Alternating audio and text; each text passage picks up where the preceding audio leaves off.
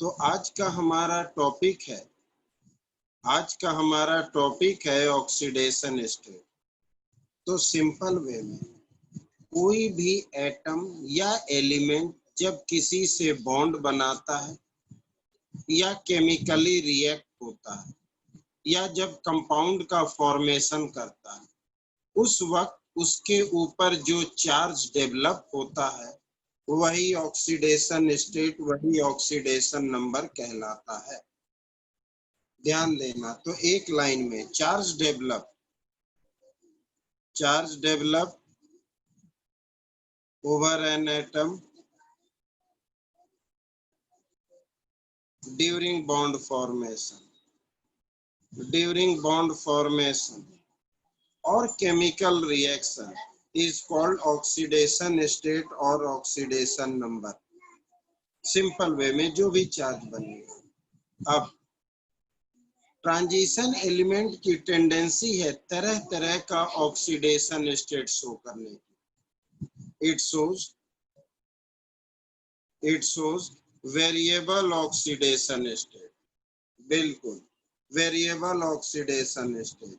कारण तो कारण मेनली एक है, फिर भी हम दो कारण लिखते हैं। कारण तो due to similar energy between n-1d and ns orbital या इलेक्ट्रॉन, इनके बीच सिमिलर एनर्जी या सेम एनर्जी भी कह सकते हैं, या मेनली कंपेरेबल एनर्जी ज्यादा बेहतर होता है कि comparable energy between this and this.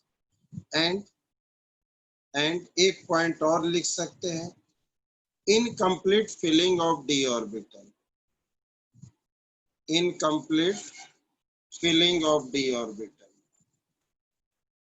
D orbital incomplete fill होने की वजह से।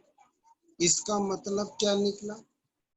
वेरिएबल तो हमने एक एग्जाम्पल दिया भी था, जैसे Mn का 25 होता है तो 1:2, 2:2, 2p6, 3:2, 3p6 लास्ट में लिखना, 4:2 और 3d5। जितने एनर्जी में इनसे इलेक्ट्रॉन निकलेंगे उतने एनर्जी में इनसे भी इलेक्ट्रॉन निकल जाएंगे। क्यों? इसका एनर्जी लेवल अकॉर्डिंग टू ऑफबॉब 4 + 0 4 हुआ और 3 + 2 5 हुआ, तो जरा सा का फर्क है। दोनों का एनर्जी लेवल सेम है, मतलब सिमिलर है। इस वजह से जितने एनर्जी में इनसे इलेक्ट्रॉन निकलेंगे उतने में इनसे। अगर इनसे 2 इलेक्ट्रॉन हट गए तो मुझे क्या मिला? Mn2+, यानी 4s0 और 3d5। उसी तरह से एक इनसे हट गया, यानी इस वक्त ऑक्सीडेशन नंबर हो गया 2। अगर एक इससे हट गया हो गया 3d4, तो ऑक्सीडेशन नंबर 3। एक और हट गया 3d3, तो ऑक्सीडेशन नंबर 4। एक और हट गया 3d2, ऑक्सीडेशन नंबर 5। एक और हट गया 3d1, ऑक्सीडेशन नंबर 6। और अगर 3d0 हो जाए तो ऑक्सीडेशन नंबर 7। तो Mn के अंदर ये सारे की पॉसिबिलिटी है। तो they shows variable oxidation state. कारण due to similar energy between n-1d, तभी तो दोनों में से हटेंगे, तभी तो, अदरवाइज वेरिएबल होगा कैसे? अगर इसमें से हटा तो सिर्फ 2 हुआ, ऑक्सीडेशन स्टेट 2 + 2। जब इनमें से हटेंगे तभी तो 3 4 5 6। पहले इनसे हटा, ये बना, ऑक्सीडेशन नंबर हो गया +2। अब इनमें से भी हट गया, यहाँ से 4 हो गया, ऑक्सीडेशन 3। ये और एक हटा 4, एक और हटा 5, एक और हटा, एक और हटा। तो इतने तरह के ऑक्सीडेशन स्टेट शो करने की टेंडेंसी। वेरिएबल ऑक्सीडेशन स्टेट कारण तो सिमिलर एनर्जी या incomplete filling of D orbital जब डी ऑर्बिटल पूरी तरह से फिल्ड नहीं। और एक छोटी सी बात, जो पेयर्ड इलेक्ट्रॉन होते हैं डी ऑर्बिटल में वो नहीं हटते। ध्यान देना कि paired electron in D orbital not remove. अगर डी ऑर्बिटल में पेयर्ड इलेक्ट्रॉन होंगे तो वो रिलीज नहीं होंगे, सिर्फ अनपेयर्ड ही रिलीज होते हैं। ये बात भी याद रखना। अब एक एग्जांपल, जैसे कि जिंक का होता है 4s2 और 3d10, ये कभी नहीं हटेगा, इसलिए ये सिर्फ 4s0 और 3d10 यानी कि Zn2+, सिर्फ एक ही ऑक्सीडेशन स्टेट शो करेगा। अब जैसे कि तुम निकेल ले लो, निकेल होता है 4s2 और 3d8। बहुत ध्यान से देखना, 3d8 का मतलब हो गया यहाँ पर 1 2 3 4 5 6। ध्यान दे, हमारी बात पहले सुन ले। 8 है, 1 2 3 4 5 6, ये 7, ये 8। तो डी में से सिर्फ 2 ही हट सकता है, ये नहीं हटेंगे। 4 तो एस तो सबसे पहले हटेगा, क्योंकि ये तो आउटर ऑर्बिट में है। हम इनर ऑर्बिट की बात करेंगे। इनर ऑर्बिट से हटाना थोड़ा मुश्किल होता है, हम तो आउटर ऑर्बिट में है। सबसे पहले तो 4s से ही हटेगा, क्योंकि ये लास्ट ऑर्बिट में है। जब हम इनर ऑर्बिट में आएंगे तो paired electron in D orbital not release, वो कभी नहीं हटेगा। यानी अगर निकेल में से ऑक्सीडेशन नंबर बना, ये हटा तो +2, ये भी हटा तो +3, और ये भी हटा तो +4। सिर्फ 3 ही वेरिएबल ऑक्सीडेशन स्टेट होंगे।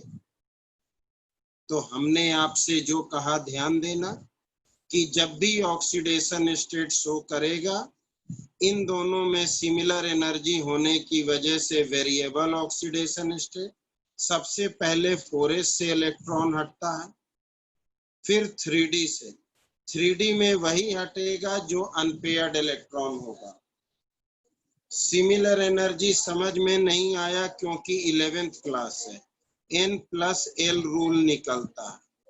n+l, इसका n है 4s का 4 + 0 = 4, और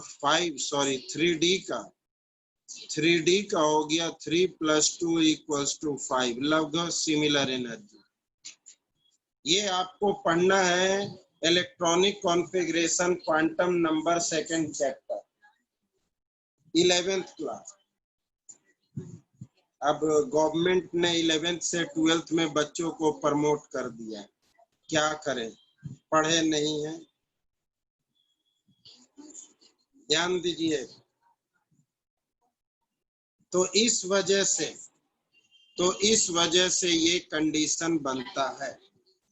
अब इस ऑक्सीडेशन स्टेट पर ध्यान से, बहुत सारी बातें हैं इस टॉपिक पर। अब स्कैंडियम जो है, स्कैंडियम 4s2 और 3d1 एक ही इलेक्ट्रॉन है। जितना एनर्जी में तुम इसे हटाओगे, उतना एनर्जी में ये भी तुरंत निकल जाता है। यानी 1 इलेक्ट्रॉन होने की वजह से तुम इनको अलग अलग नहीं निकाल सकते। जितना एनर्जी दोगे, ये दोनों एक साथ ही निकल जाता है। स्कैंडियम 3+ वेरिएबल ऑक्सीडेशन स्टेट नहीं शो करता। ये वेरिएबल ऑक्सीडेशन स्टेट नहीं शो करता, सिर्फ 3 करता, क्योंकि एक इलेक्ट्रॉन होने की वजह से। बिल्कुल नहीं, क्योंकि सबसे पहले तो 4s से इलेक्ट्रॉन हटेगा, लेकिन जितना एनर्जी में 4s2 से हटेगा, उतना ही में ये भी हट जाता, क्योंकि एक ही इलेक्ट्रॉन है। इसलिए स्कैंडियम वेरिएबल ऑक्सीडेशन स्टेट नहीं शो करता। उसी तरह से जिंक भी वेरिएबल ऑक्सीडेशन स्टेट नहीं शो करता, कंप्लीट फील्ड की वजह से एक ही साथ में दोनों निकल जाता। अब पहले ग्रुप में, सॉरी पहले पीरियड में अगर हम कॉपर की बात करें तो 4s1 और 3d10 इनमें से इलेक्ट्रॉन तो हटेंगे लेकिन थोड़ा मुश्किल से, इसलिए 3d सीरीज में सिर्फ कॉपर ही एक ऐसा एलिमेंट है जो +1 ऑक्सीडेशन स्टेट शो करता है। बिल्कुल, s का दोनों इलेक्ट्रॉन एक साथ निकलता है क्योंकि आउटर ऑर्बिट में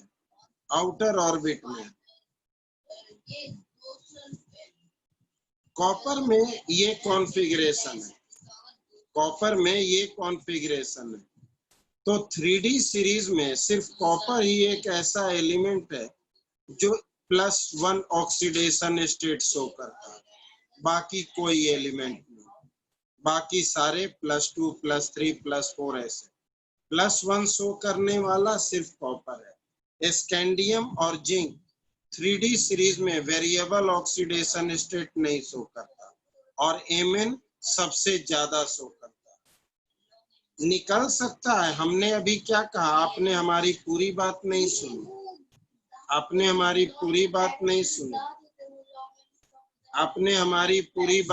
सुनी, फिर से सुनिए। एक सेकंड रुक जाओ, सुन लो पहले मेरी बात। हमने कहा कॉपर का ये कॉन्फ़िगरेशन है, ये एक इलेक्ट्रॉन हटा सकता है, दूसरा भी हटता है। हमने ये नहीं कहा नहीं हटता, हमने कहा कॉपर एक ऐसा एलिमेंट है जो +1 शो करता है, बाकी +1 नहीं शो करता। ये +2 भी शो करता है, हमने ये नहीं कहा +2 नहीं करता। हमारी बात को सुना करें कि पूरे 3d सीरीज में सिर्फ कॉपर ही एक ऐसा एलिमेंट है जो +1 शो करता है। क्रोमियम नहीं कर सकता है क्योंकि क्रोमियम में, सुन ले, क्रोमियम में 4s1 और 3d5 है,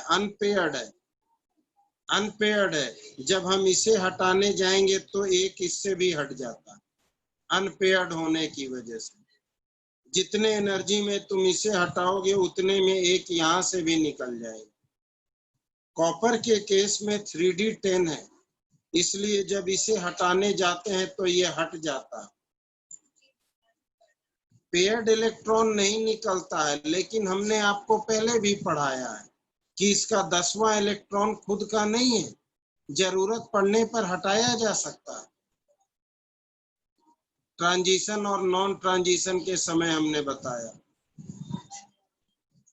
तो ये आपको यहाँ पर 3 बातें याद रखनी है। पहला कि स्कैंडियम और जिंक 3d सीरीज में वेरिएबल ऑक्सीडेशन स्टेट नहीं शो करता।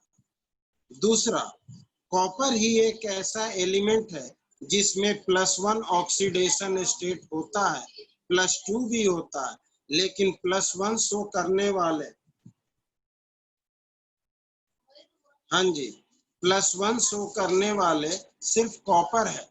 और तीसरा, सबसे ज्यादा ऑक्सीडेशन नंबर शो करने वाला मैंगनीज है, +2 +3 +4 +5 +6 +7। क्रोमियम के केस में 4s1 3d5 ये सारे के सारे अनपेयर्ड है। हमने पहले ही कहा पेयर्ड को हटाना नहीं है, अनपेयर्ड ही हटता। सारे अनपेयर्ड होने की वजह से एक इलेक्ट्रॉन नहीं हट पाता। जैसे ही तुम इसे हटाने की कोशिश करोगे एक इससे भी हट जाता, यानी ये +2 पहले शो करेगा, फिर +3 शो करेगा, +4 शो करेगा। एक इलेक्ट्रॉन सिर्फ कॉपर से ही पहले हटता है, फिर 2 हटा सकते हैं। तो इतनी सारी बातें हैं, ये सारी बातें आपसे पूछेगा एक एक नंबर में, सारी बातें एक एक नंबर में पूछेगा।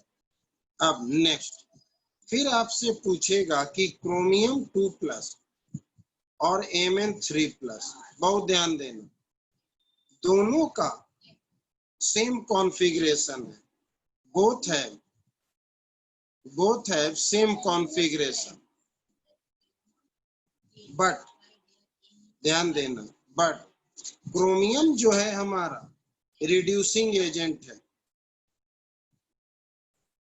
और Mn3+ जो है वो ऑक्सीडाइजिंग एजेंट है। दोनों का सेम कॉन्फ़िगरेशन है, कैसे, चलो देखते हैं। Cr2+ में जाएंगे तो 4s0 और 3d4 आएगा। Mn3+ में जाएंगे तो भी 4s0 और 3d4 आएगा। दोनों का कॉन्फ़िगरेशन सेम है, एक रिड्यूसिंग एजेंट है तो एक ऑक्सीडाइजिंग एजेंट Y। तो सीधी सी बात है कि क्रोमियम गेन स्टेबिलिटी, बिल्कुल नहीं, आप में से कोई जवाब मत देना, ध्यान देना। कारण तो क्रोमियम है जो है वो gain stability by loss of electron, but Mn जो है वो gain stability by gain of electron. इसकी वजह से, क्योंकि जो लॉस ऑफ इलेक्ट्रॉन करे वो ऑक्सीडाइजिंग रिड्यूसिंग एजेंट, और जो गेन ऑफ इलेक्ट्रॉन वो हमारा ऑक्सीडाइजिंग एजेंट।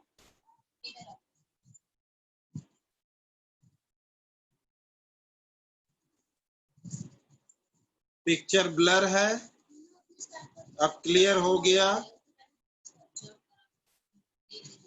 अब क्लियर है,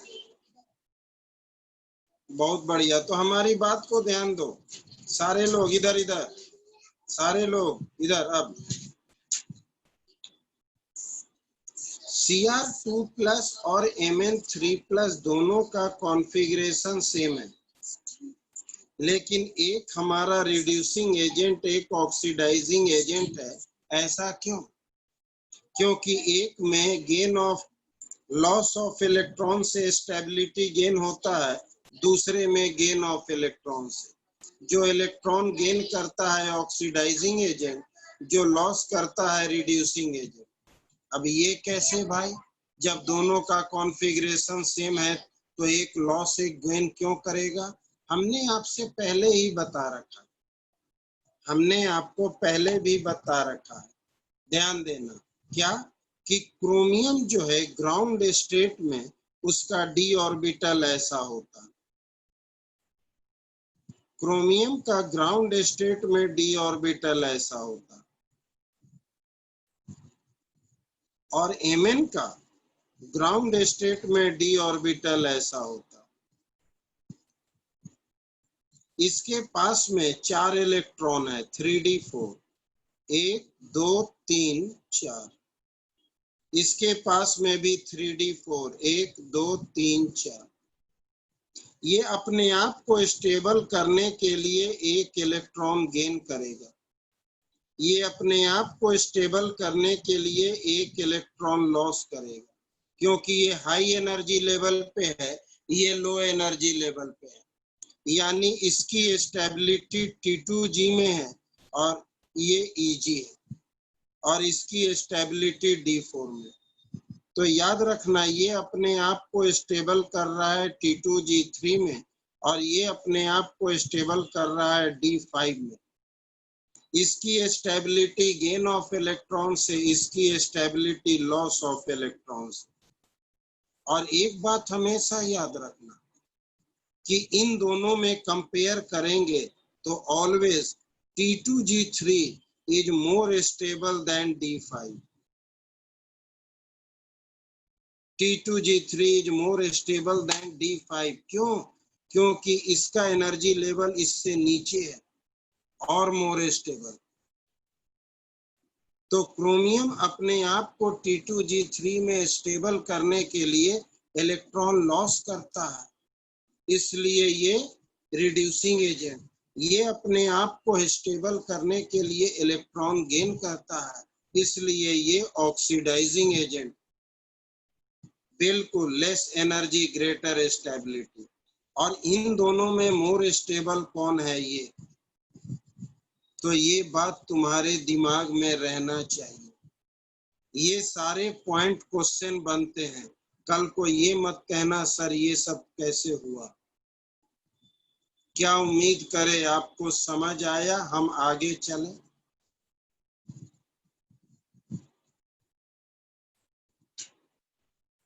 क्रोमियम डी और क्रोमियम ग्राउंड स्टेट में ऐसा क्यों है? क्रोमियम ग्राउंड स्टेट में ऐसा क्यों है? हमने पहले भी बताया है क्रोमियम के केस में और पर्टिकुलर कॉपर के केस में। ये 4s2 और 3d4 ये अपने आप को स्टेबल करने के लिए इलेक्ट्रॉन एक्साइट करता है और एक्साइटमेंट की वजह से डी ऑर्बिटल ब्रेकिंग फॉर्म में रहता है। ये भी अपने आप को स्टेबल करने के लिए ये 3d9, ये 4s1 और 3d10, तो ये एक्साइटेड फॉर्म इसका ग्राउंड स्टेट कहलाता है। ये एक्साइटेड स्टेट नहीं है, they are ground level configuration, ground state configuration. यानी इन दोनों का एक्सेप्शनल केस ग्राउंड स्टेट ही एक्साइटेड स्टेट है। तो इसलिए याद रखना कि क्रोमियम अपना स्टेबिलिटी T2G3 में लेते हैं। इलेक्ट्रॉन गेन करेगा तो अनस्टेबल हो जाएगा ना, क्योंकि ये तो हायर एनर्जी लेवल है, हाफ फील्ड की वजह से नहीं। ये हायर एनर्जी लेवल है, ये लोअर एनर्जी लेवल है। अगर इलेक्ट्रॉन हायर एनर्जी लेवल में जाएगा तो अनस्टेबल हो जाएगा, इसलिए अपने आप को स्टेबल करने के लिए लॉस करेगा। कोई दिक्कत? जिन्हें प्रॉब्लम हो साफ कह दो, जिन्हें प्रॉब्लम हो साफ कह दो।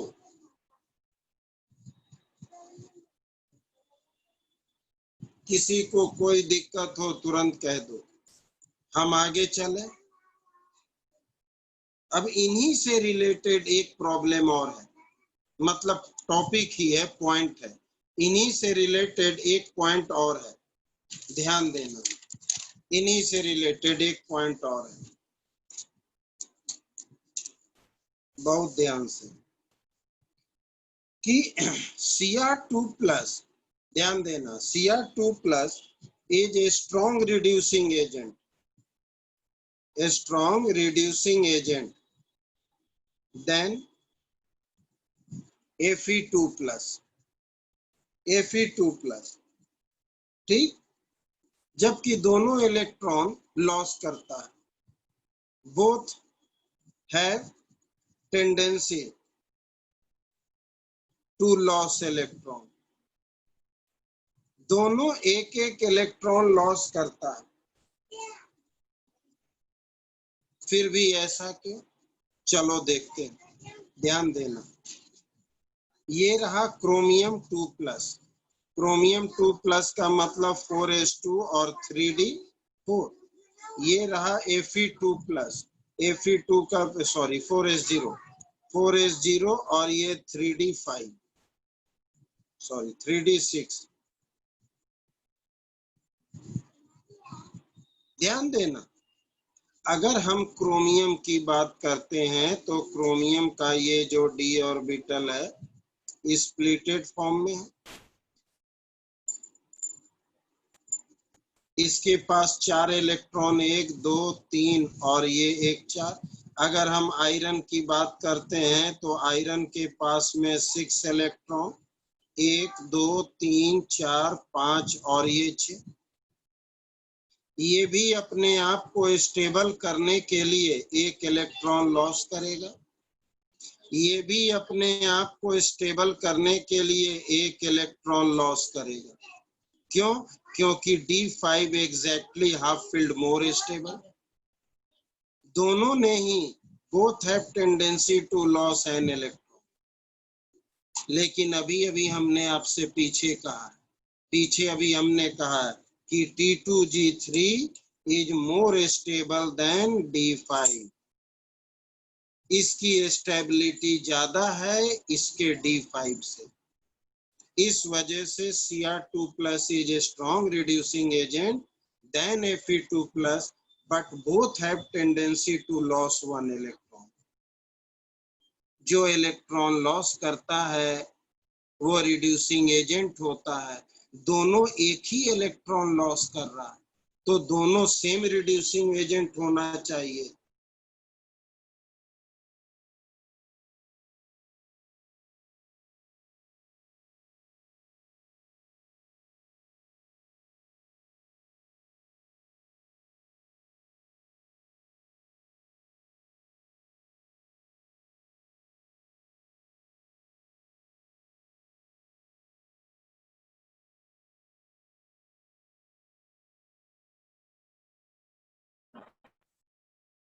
बीच में कॉल आ रहा था, हाँ बीच में कॉल आ रहा था इसलिए म्यूट हो गए, बीच में कॉल आ रहा था इसलिए म्यूट हो गए।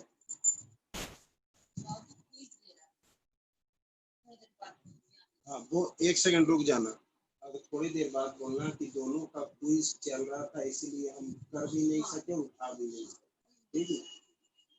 हाँ ध्यान से सुनो सारे लोग, फिर से बोल रहे हैं Cr2+ और Fe2+, Cr2+ ये रहा और Fe2+ ये रहा, दोनों ही आसानी से एक एक इलेक्ट्रॉन लॉस करता है अपने आप को स्टेबल करने के लिए।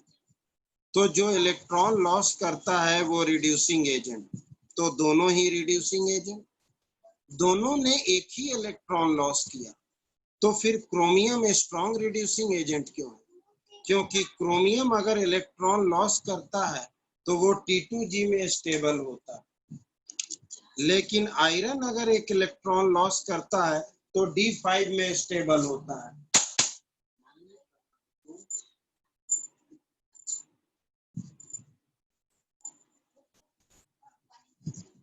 कोई दिक्कत? और T2G3 की स्टेबिलिटी D5 से ज्यादा है, कैसा, ऐसा क्यों? T2G क्यों बोलते हैं ये कोऑर्डिनेशन चैप्टर में पढ़ेंगे। T2G क्या है ये कोऑर्डिनेशन चैप्टर में पढ़ेंगे कि d ऑर्बिटल जब दो पार्ट में टूटता है, एक साथ 2 ऑर्बिटल और एक साथ 3 ऑर्बिटल, 3 ऑर्बिटल वाले ग्रुप को T2G कहते हैं और 2 ऑर्बिटल वाले ग्रुप को EG कहते हैं।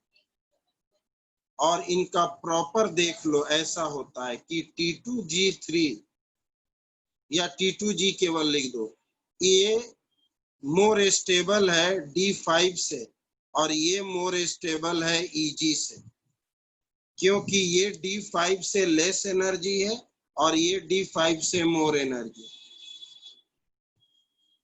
तो इस वजह से अगर कोई स्टेबिलिटी इसमें लेता है तो वो मोर स्टेबल है और EG हायर एनर्जी लेवल पे, और बीच में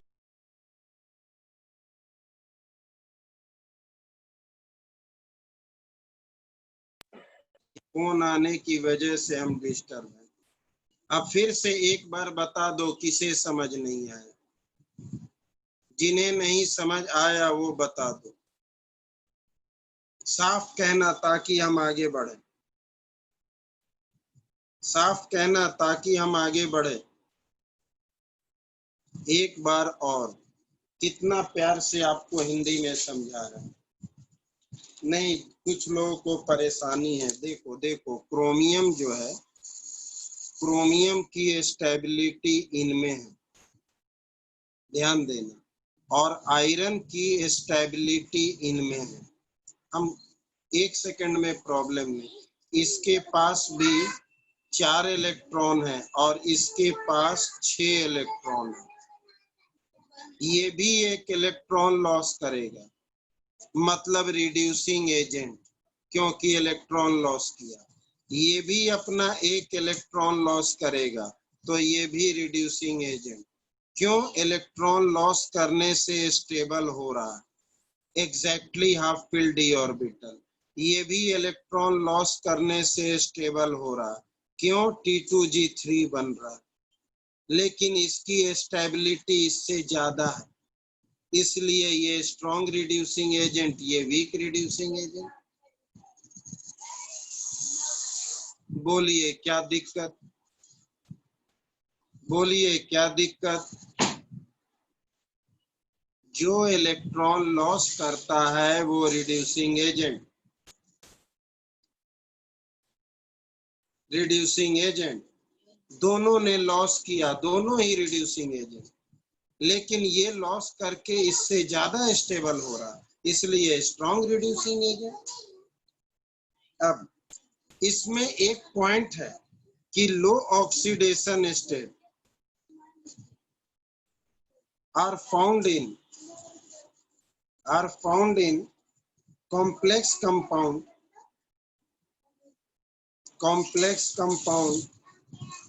has ligand capable of pi acceptor in addition of sigma, in addition of sigma bond।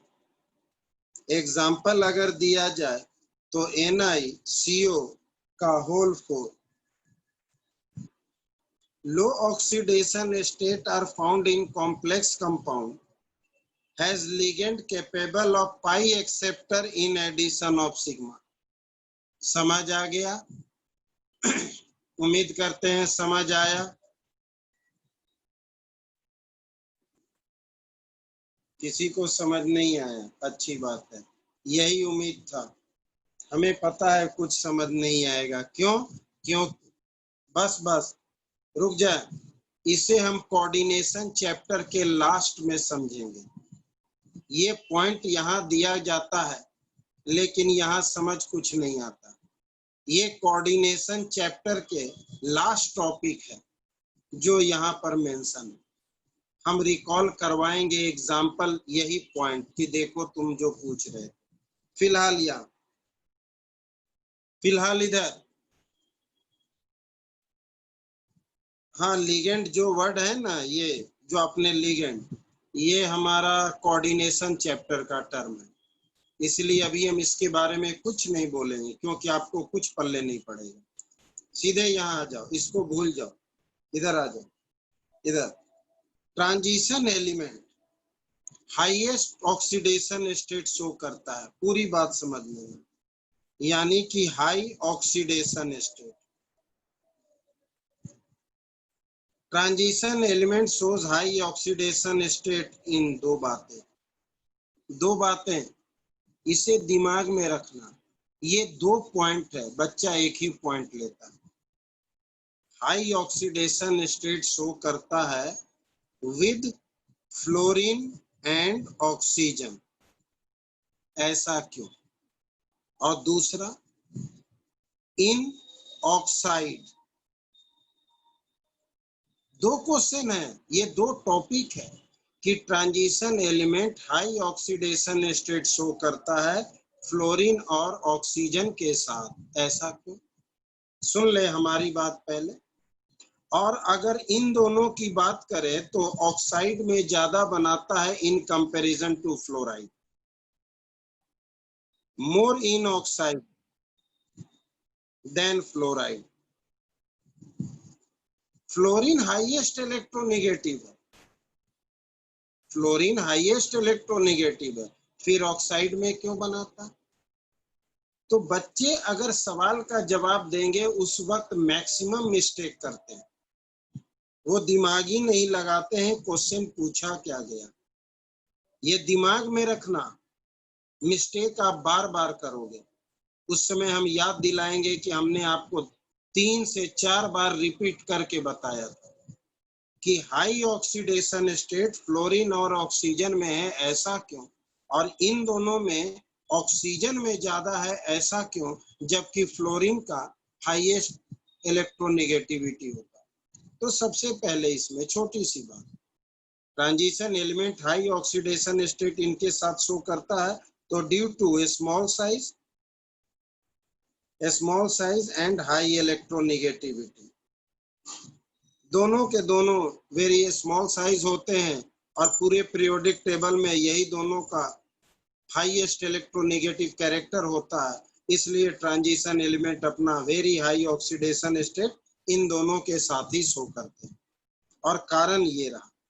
लेकिन अगर पूछेगा ऑक्साइड में क्यों शो करते हैं, तो due to formation of multiple bond, due to formation of multiple bond की वजह से। इसका मतलब ये है कि फ्लोरीन तो हाईएस्ट इलेक्ट्रोनेगेटिव है। अगर कोई भी ट्रांजिशन ले लो, कोई भी हम मान करके चलते हैं कि अगर तुम सीधे क्रोमियम ही ले लो कि मेरे पास CrO3 है और यहाँ पर CrF3 है।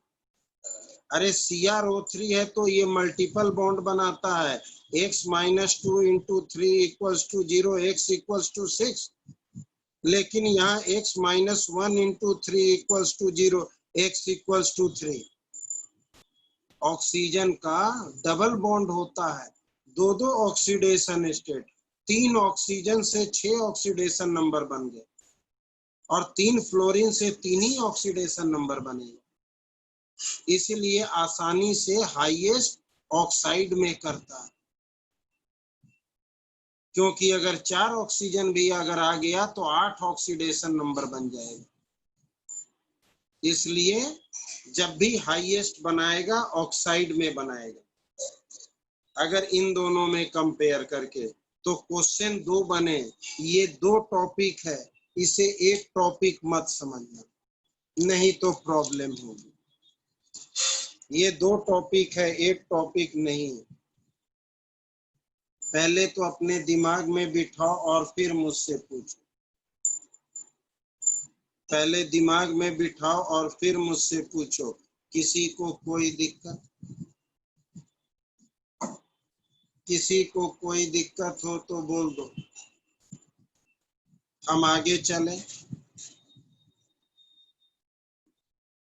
राइट वाला ध्यान देना, ये हाई ऑक्सीडेशन स्टेट फ्लोरीन और क्लोरीन में बनाता है, क्योंकि ये स्मॉल साइज और हाई इलेक्ट्रोनेगेटिविटी।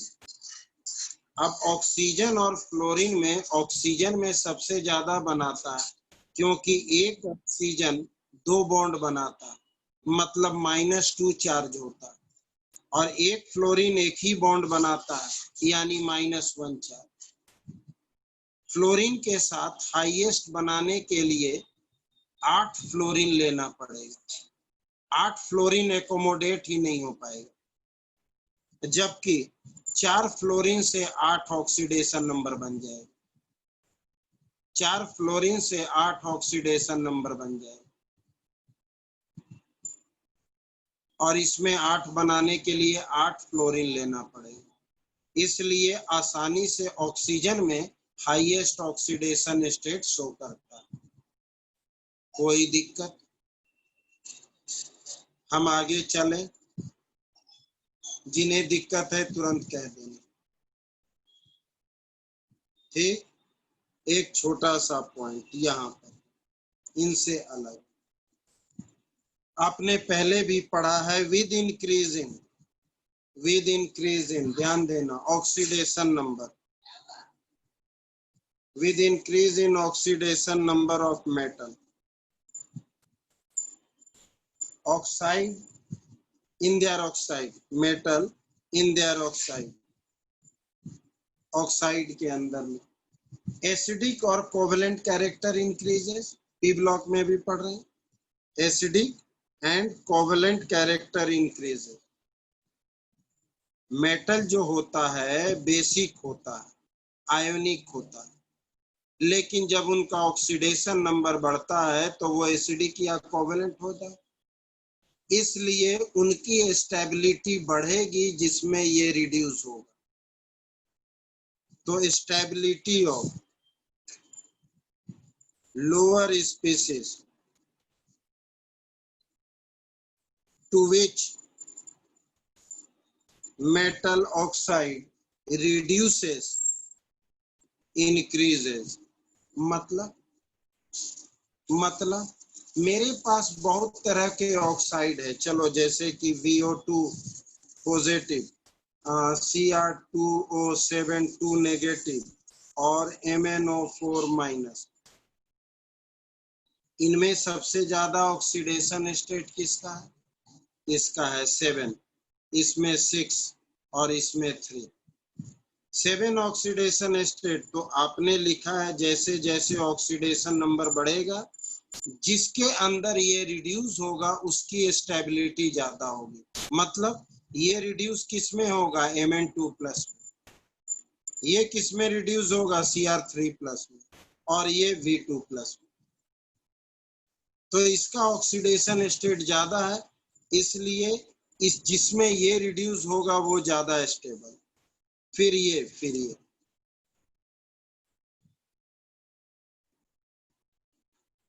हम आगे चलें।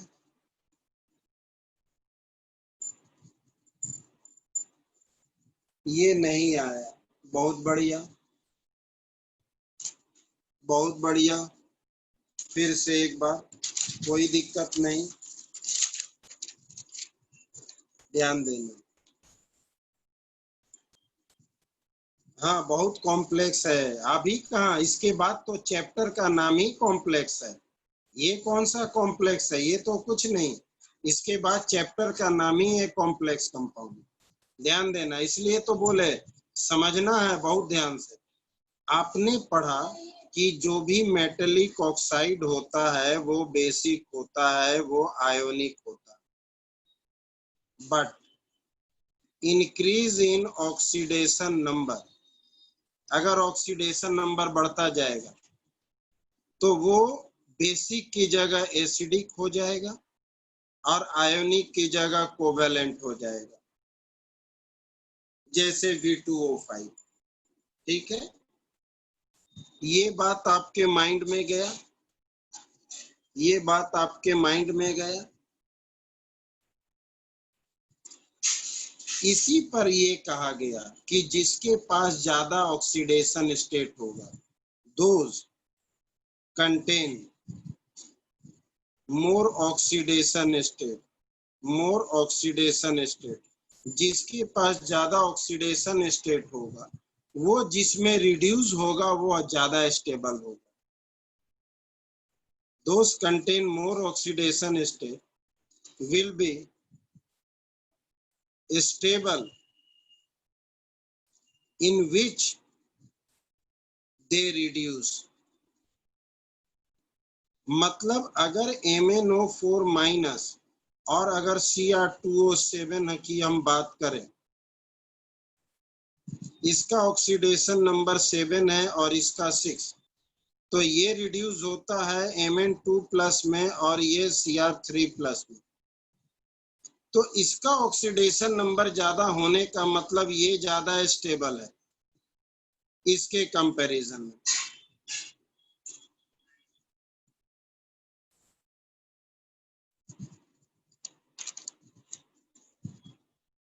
कोई दिक्कत? किसी को कोई दिक्कत हो तो तुरंत कहना कि हाँ सर मुझे दिक्कत है। हाँ, इसका सिंपल मतलब मोर ऑक्सीडेशन नंबर मोर स्टेबिलिटी, जिसमें वो रिड्यूस होगा वो ज्यादा स्टेबल होगा, इसका ये मतलब। हम आगे चले, हम आगे चले।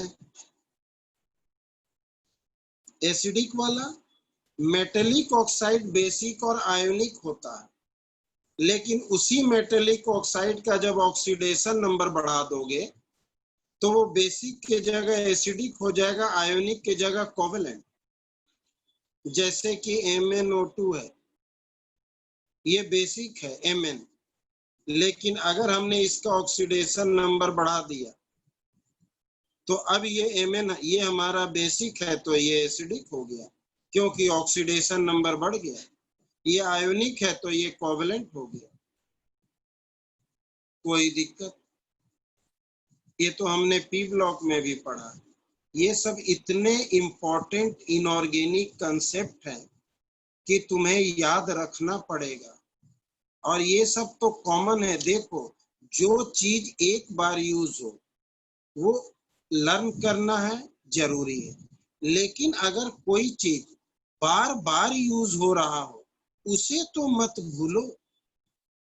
ये बात P block, D block, coordination, S block, पूरे इनऑर्गेनिक में ये सब पॉइंट है कि मेटल ऑक्साइड बेसिक होता है, आयोनिक होता है, basic character top to bottom बढ़ता है, left to right acidic character यानी कोवलेंट कैरेक्टर बढ़ता है, कुछ न्यूट्रल ऑक्साइड होते हैं, कुछ एम्फोटेरिक ऑक्साइड होते हैं। बोले भी थे कि ये मोस्ट इंपॉर्टेंट।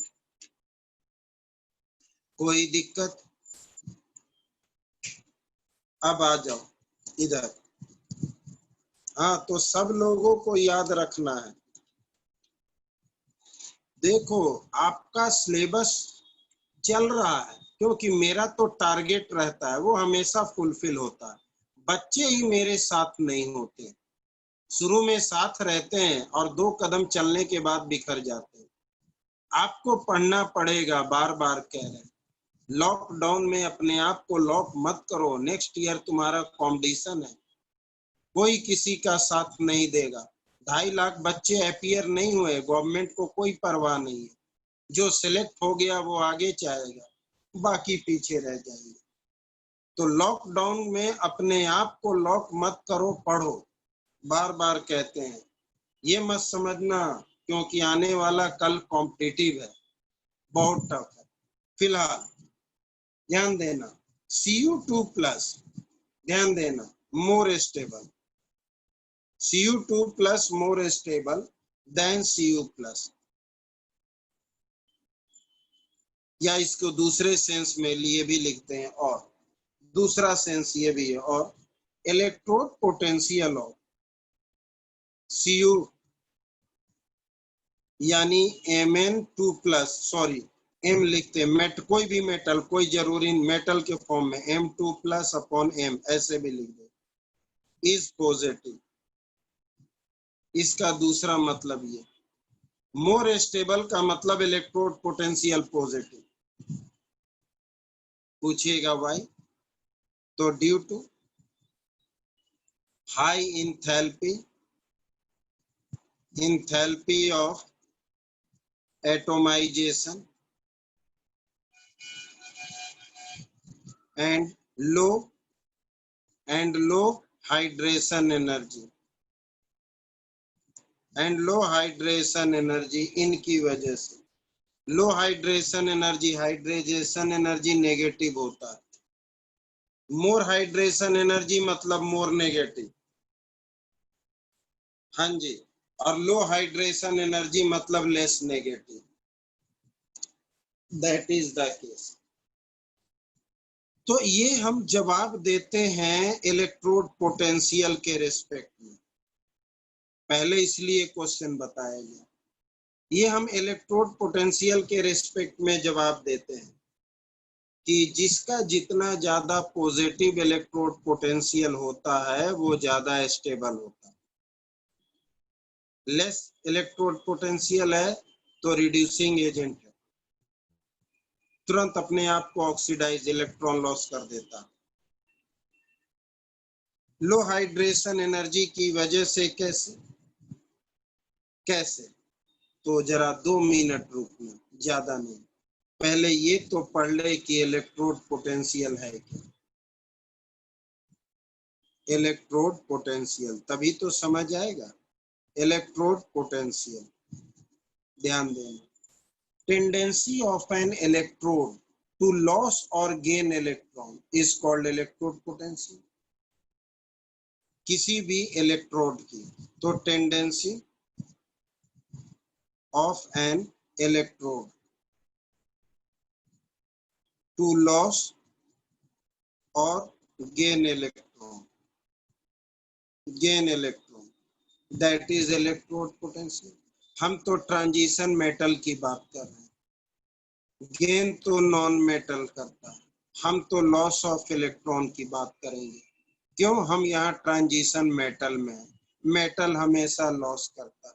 तो दूसरे सेंस में मेरे इलेक्ट्रोड पोटेंशियल का मतलब होता है लॉस ऑफ इलेक्ट्रॉन। और लॉस ऑफ इलेक्ट्रॉन का सिंपल मतलब हो गया ionisation energy. Energy required to remove electron, required to remove electron।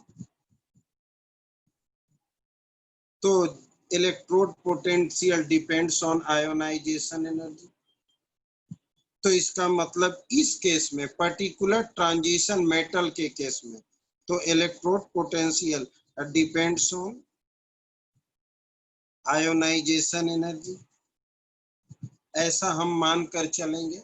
यानी किसी आयोनाइजेशन एनर्जी को देख लेंगे, उसी के बेसिस पर हम इलेक्ट्रोड पोटेंशियल बता देंगे। लेकिन ऐसा नहीं। क्यों? क्योंकि एक्चुअली में इलेक्ट्रोड पोटेंशियल एक्वस मीडियम में फाइंड आउट होता। तो in aqueous medium electrode potential can be measured by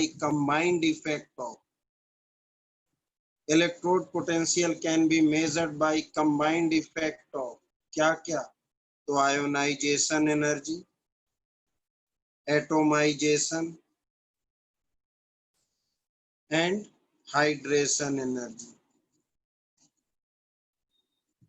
क्योंकि हम एक्वस मीडियम में, इसलिए मेरे लिए हाइड्रेशन एनर्जी भी चाहिए। हाइड्रेशन एनर्जी तीनों का कंबाइंड इफेक्ट। और इस वजह से अब ध्यान देना, अगर हम कॉपर में आते हैं तो बच्चे कंफ्यूज होते हैं। क्योंकि अगर हम कॉपर में हैं तो दो बातें हैं। अगर कॉपर ने एक इलेक्ट्रॉन हटाया और अगर दो हटाया तो which one is more stable? Maximum बच्चे confuse which one is more stable?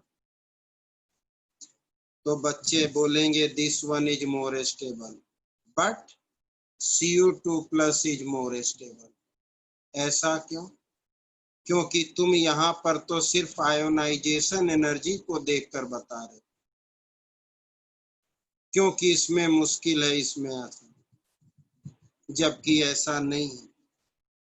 ये हमारा 9, इसमें आयोनाइजेशन एनर्जी इन दोनों में ये प्रीडोमिनेट कर रहा है, लेकिन atomisation number of unpaired electron इस पर है।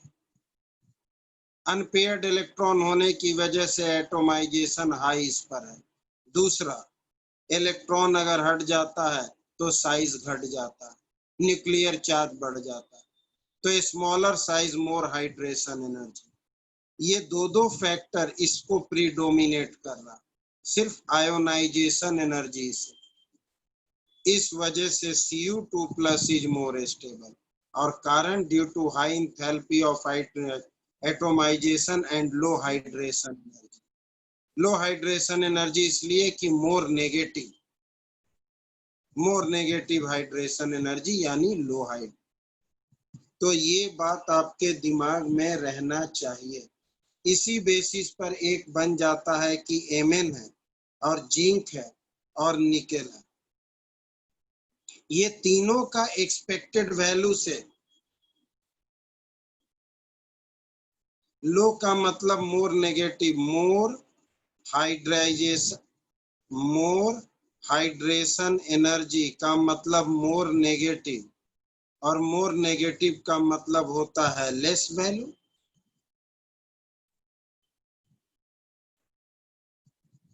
इस पेज में कुछ भी समझ नहीं आया, अभी समझ आएगा। थोड़ा सा जरा इधर कर लो, फिर हम आपसे बात करेंगे।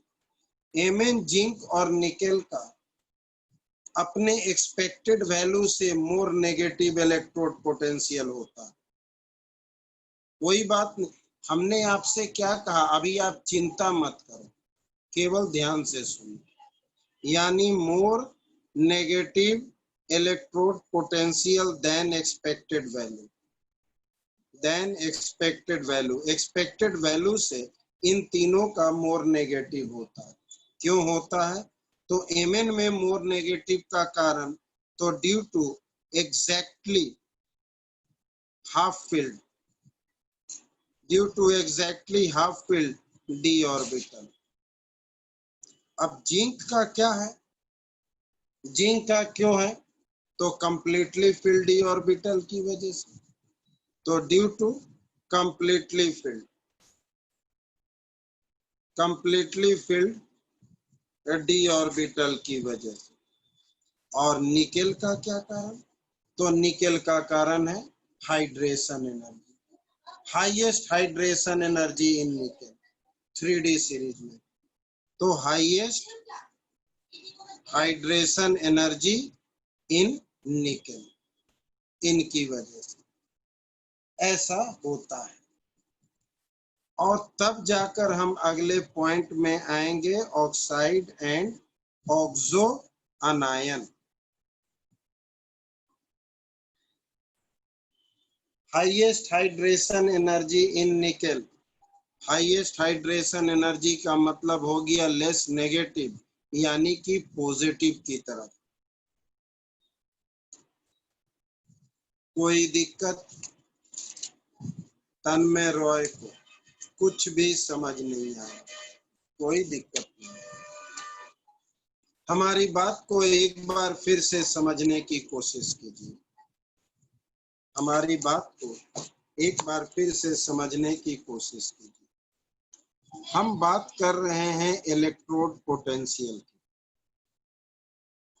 कोई बात नहीं, चिंता मत कीजिए, फिर से बता रहे हैं, 2-4 मिनट तो रुक जाओ। अगर आप रुकेंगे नहीं तो हम आपको